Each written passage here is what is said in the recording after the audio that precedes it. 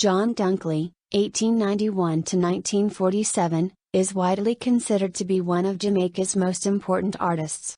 John Dunkley is what you would call a self-taught artist. Like most Jamaicans at that time, he never saw art as a career path or something of great importance. He never attended art school and wasn't classically trained. He produced most of his works in 1935 to 1947 when he came back to Jamaica, before he died. He's best known as the landscape painter due to the nature of his works, which include many trees, plants, animals and roads. There are roughly 50 paintings and 20 sculptures of his that are known.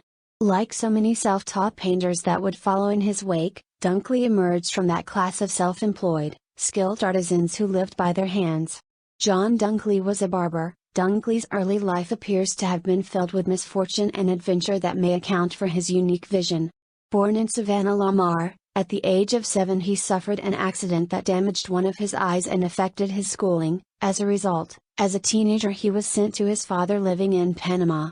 There again, tragedy struck. He arrived to find that his father had recently died, dashing his hopes for the future.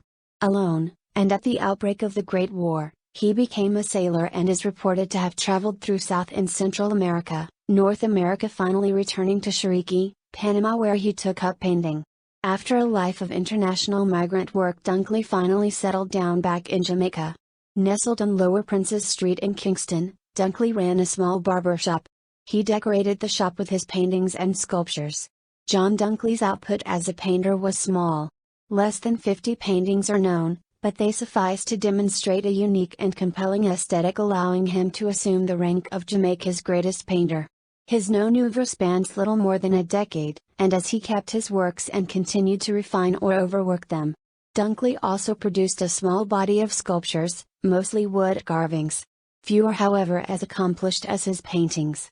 Perhaps his finest works in this medium are Old Joe, a small but intense portrait of a black man clasping his knees and bent in prayer, and Sandy Gully, 1940, a seated portrait of a proud Jamaican man carved from the first lignum vitae tree that was cut down. After a memorial exhibition in 1947 and a joint Dunkley/Staley exhibition in 1960, both at the Institute of Jamaica, Dunkley was virtually a forgotten artist.